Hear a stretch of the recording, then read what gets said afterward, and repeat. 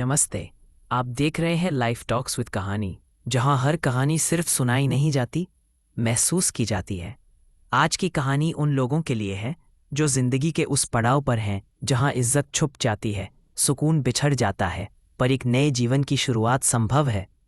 रमेश जी 65 के हो चुके हैं। वो एक रिटायर्ड प्रिंसिपल है। कभी स्कूल के हर बच्चे के रोल मॉडल थे, हर टीचर के लीडर और घर के असली हीरो। पर अब जिंदगी का एक ऐसा मोड़ आ गया जहां तजुर्बा है, ज्ञान है, पर कोई सुनने वाला नहीं। घर में जो फैसले उनके एक इशारे पर होते थे, आज वही फैसले उनके बोलने से इंटरफेयर कह दिए जाते हैं। एक वक्त था जब सब उनसे पूछते थे, पापा आप क्या सोच रहे हो? और अब उनकी खामोशी ही घर के लिए बेहतर समझी जाती है। लेकिन एक दिन रमेश जी ने मन में चिंतन किया और अपने जीवन में 7 छोटे छोटे बदलाव किए और आज सब कुछ बदल चुका है। बेटा उनकी सलाह के बिना कोई फैसला नहीं करता, बहू उनका आशीर्वाद लेना कभी नहीं भूलती और नाती पोते उन्हें रॉकस्टार दादाजी कहते हैं जिनके बिना एक पल नहीं गुजरता। और मैं यकीन से कह सकता हूं, अगर आपने भी इन 7 बदलावों को दिन से अपना लिया तो आपका बुढ़ापा बोझ नहीं, जीने की एक प्रेरणा बन जाएगी। तो चलिए शुरू करते हैं। पहला बदलाव।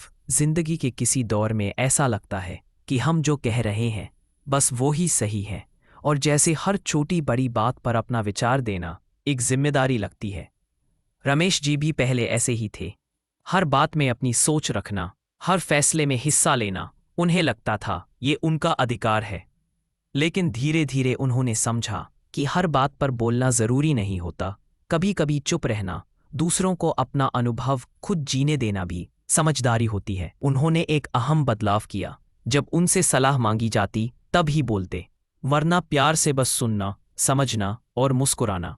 इसका असर यह हुआ कि आज उनकी बात हर कोई सुनता है, क्योंकि उनका कहना अब टिप्पणी नहीं, समय पर दिया गया एक अनमोल मार्गदर्शन बन गया है। याद रखिए, बुढ़ापे में सम्मान चीखने से नहीं मिलता, सुकून से सुने जाने वाले शब्दों से मिलता है। दूसरा बदलाव, अपना रूटीन बनाओ, घर के बोझ नहीं, प्रेरणा बनिए।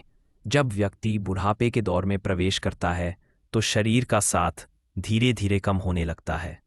लेकिन अगर हम चाहें तो इस उम्र में भी अपने जीवन को एक नए दिशा और डिसिप्लिन के साथ जी सकते हैं और अपने परिवार के लिए बोझ नहीं, प्रेरणा का स्तंभ बन सकते हैं।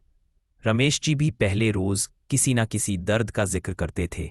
कभी कमर दर्द, कभी घुटने, कभी दवाई भूल जाते और अक्सर बेकार बातों में उलझ जाते। धीरे धीरे उनकी यह हालत बहू के लिए एक जिम्मेदारी और बेटे के लिए एक चिंता बन गई थी। लेकिन एक दिन रमेश जी ने खुद से पूछा, क्या मैं सच में अपने जीवन का अंतिम चरण इस तरह बिताना चाहता हूं, बेमकसद बेड पर पड़े हुए और दूसरों के लिए बोझ बनकर? तब उन्होंने फैसला किया, अब बदलाव होगा और शुरुआत खुद से होगी। रमेश जी ने अपने दिन का एक सिंपल लेकिन डिसिप्लिन रूटीन, सुबह जल्दी उठना, फ्रेश हवा में थोड़ा वॉक, हल्का सा योगा, कुछ देर मंत्रा, जाप, भजन और समय पर खाना, दवाई ठीक तरीके से लेना। ये कोई बड़ा कदम नहीं था, लेकिन इस छोटी सी आदत ने उनकी पूरी जिंदगी का रुख बदल दिया। आज उनका रूटीन घर के लिए एक मिसाल बन चुका है। पोता पोती, बेटा बहू, सब के लिए वो आज एक इंस्पिरेशन है। इससे वो आज स्वस्थ भी हैं और घर के हर कोने में एक नई एनर्जी भी है, और उस एनर्जी का केंद्र बन गए हैं रमेश जी। याद रखिए, जब आप अपने आप का ध्यान रखते हैं तब आप सिर्फ अपने लिए नहीं, बल्कि अपने पूरे परिवार के लिए एक जीती जागती प्रेरणा बन जाते हैं। तीसरा बदलाव, टेक्नोलॉजी को दुश्मन नहीं, दोस्त बनाइए। जिंदगी में एक समय आता है जब समय तेज भागता है और हम उससे थोड़ा पीछे छूट जाते हैं। बुढ़ापे में सबसे पहला दर्द तब आता है जब हम सोचने लगते हैं, अब ये नए जमाने की चीजें हमारे समझ के बाहर हैं। रमेश जी के साथ भी ऐसा ही हुआ था। नए तरीके, नए उपाय, पहले उन्हें लगता था कि अब इन सब चीजों की जरूरत ही क्या है। लेकिन एक दिन उन्होंने खुद से पूछा, क्या मैं चाहता हूं कि समय मुझे पीछे छोड़ दे, या मैं समय के साथ साथ चलता रहूं? बस वही दिन था जब उन्होंने अपने जीवन में एक छोटा सा लेकिन गहरा बदलाव किया। उन्होंने खुद को समय के साथ अपडेट करना शुरू किया।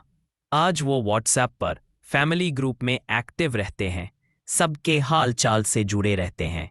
कभी किसी को आशीर्वाद भेजना हो, कभी किसी की खुशी में शामिल होना हो, तो सिर्फ एक मैसेज सेंड करते हैं।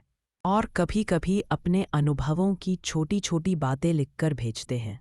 अपने समय का सदुपयोग करते हुए वो भजन, प्रवचन और अच्छे विचार भी सुनते हैं, जिससे उनका मन शांत रहता है और सोच सकारात्मक।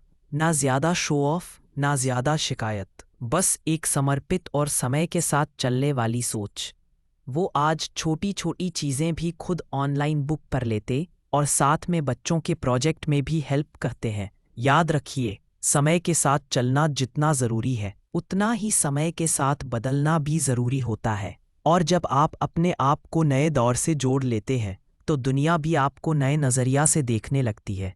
चौथा बदलाव, अपने पैशन को फिर से जिए। सीखने और सिखाने की कोई उम्र नहीं होती।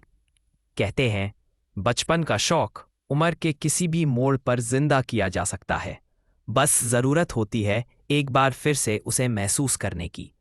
जब रमेश जी ने रिटायरमेंट के बाद खाली वक्त देखा, तो पहले उनका मन उदास रहता, बेकार सोच में उलझ जाता।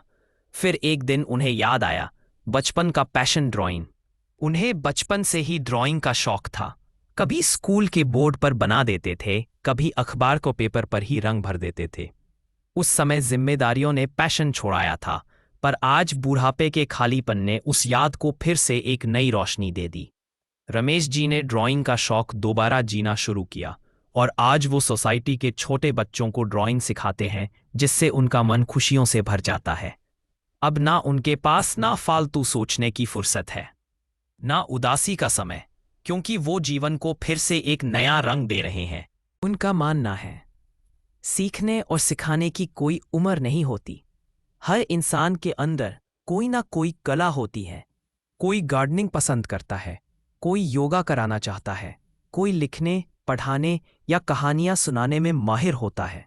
बस जरूरत है उसे फिर से जगाने की, उसे जीने की और दूसरों को भी उस रोशनी में समेटने की।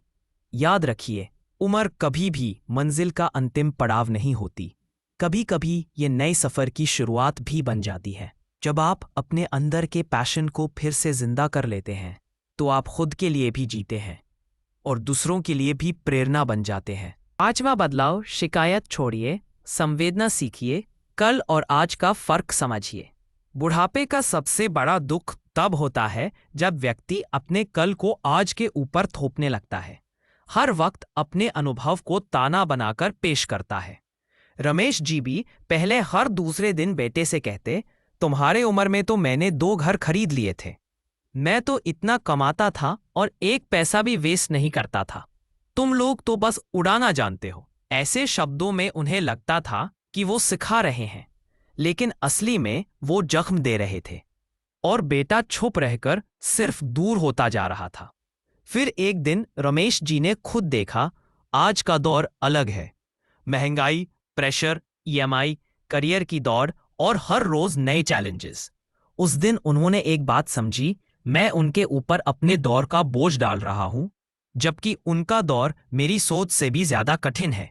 तब से उन्होंने शिकायत छोड़ दी और समझदारी से अपना अनुभव संवेदना के साथ बताना शुरू किया।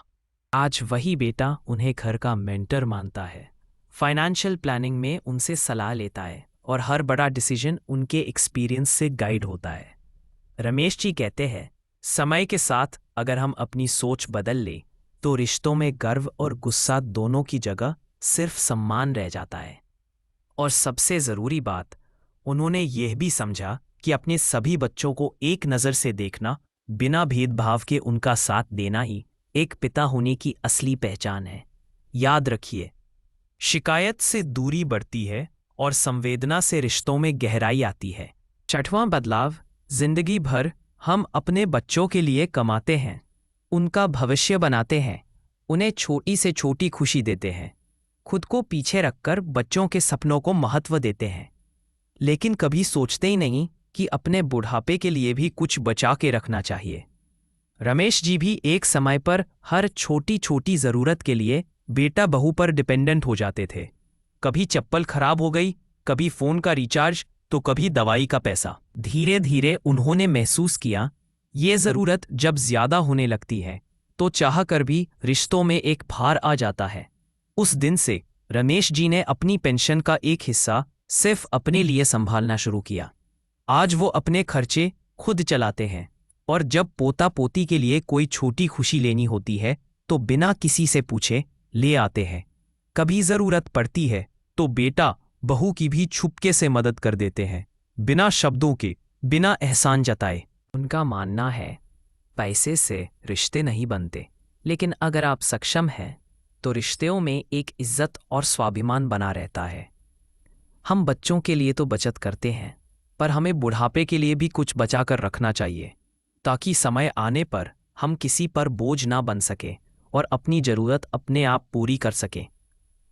आज जब घर में पैसों को लेकर डिस्कशन होता है तो उनकी बात सम्मान के साथ सुनी जाती है, क्योंकि उन्होंने स्वयं को सक्षम बनाया है। याद रखिए, बुढ़ापे का सुख सिर्फ इस बात पर टिका होता है कि आप खुद के लिए कितने जिम्मेदार हैं। 7वां बदलाव, अनुभव तभी सुने जाते हैं जब उनमें थोपने की जगह समझाने का जज्बा हो। बुढ़ापे की सबसे बड़ी गलती ये होती है कि हम अपने अनुभव को सीख नहीं, हुक्म के रूप में बांटने लगते हैं। रमेश जी भी एक समय तक हर बात पर कहते थे, मैं क्या क्या झेल चुका हूं, तुम लोगों को तो कुछ पता ही नहीं। अपना जीवन का हर दर्द, हर त्याग, हर संघर्ष वो हर रोज दोहराते थे, जैसे हर समस्या का हल उनकी कहानी में छुपा हो। पर फिर उन्होंने समझा कि हर दौर की कहानी अलग होती है। कल का अनुभव तभी काम का होता है जब उसे आज की भाषा में समझाया जाए। तब उन्होंने अपना अंदाज बदला। आज रमेश जी अपने अनुभव नाती पोते को कहानी के रूप में सुनाते हैं, न केवल मॉरल के साथ बल्कि उनकी समझ के लेवल पे, जो उन्हें गहरी समझ दे रही है जिंदगी को लेकर। और बेटा बहू भी जब जिंदगी के किसी मोड़ पर थक जाते हैं तो उनके अनुभव भरे शब्द बेटा बहू के लिए रास्ता बन जाते हैं। अब उनके शब्द उद्देश्य नहीं होते, वो प्रेरणा बन गए हैं।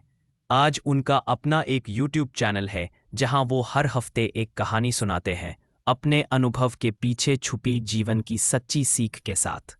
वो कहानियां सिर्फ उनकी फैमिली तक सीमित नहीं, हजारों लोग उन्हें सुनते हैं, समझते हैं और अपने जीवन में उतारते हैं, क्योंकि अब रमेश जी सिर्फ बुजुर्ग नहीं, एक जीवंत पुस्तक है जिसमें हर पन्ना जिंदगी की एक सही दिशा दिखाता है। यही तो बुढ़ापे की असली जीत है, जब आपके अनुभव सिर्फ यादें नहीं बल्कि किसी के लिए जीने का सहारा बन जाएं।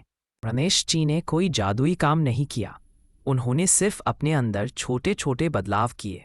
उन्हीं बदलावों ने उनका जीवन बदल दिया। हो सकता है आपकी जवानी बड़े रंगीन पलों से भरी हो, आपने वो सब कुछ देखा हो जिसका सपना लोग देखते हैं, एक अच्छा करियर, परिवार, इज्जत। लेकिन जीवन का असली सुख सिर्फ जवानी में नहीं, बूढ़ापे को गर्व और सुकून से जीने में है। सबसे बड़ा भाग्यशाली व्यक्ति वही होता है जो अपना बूढ़ापा हंसते हंसाते सम्मान के साथ और परिवार के प्रेम के साथ जी ले। और मैं पूरे विश्वास के साथ कहता हूं, अगर आपने रमेश जी की तरह ये 7 छोटे पर गहरे बदलाव अपने जीवन में दिल से अपना लिए, तो सिर्फ आप नहीं, आपका पूरा घर आपको बोझ नहीं, आशीर्वाद समझेगा। और आपका बूढ़ापा एक कहानी बन जाएगा जो लोग सुनेंगे भी और सीखेंगे भी। अगर आपको ये कहानी पसंद आई हो तो लाइक ज़रूर करें और अपने माँ बाप, दादा दादी या किसी सीनियर को ज़रूर भेजें जो इस कहानी का सही मतलब समझ सके। कमेंट करके बताएं आप इन 7 बदलावों में से कौन सा पहले अपनाना चाहेंगे, या कौन सा बदलाव आपके जीवन में पहले से मौजूद है। और हाँ, अगर आप नए हैं तो चैनल को सब्सक्राइब करें, बेल आइकन दबाएं और जुड़ जाएं लाइफ टॉक्स विद कहानी के इस सफ़र से, जहां हर कहानी आपके दिल तक जाती है।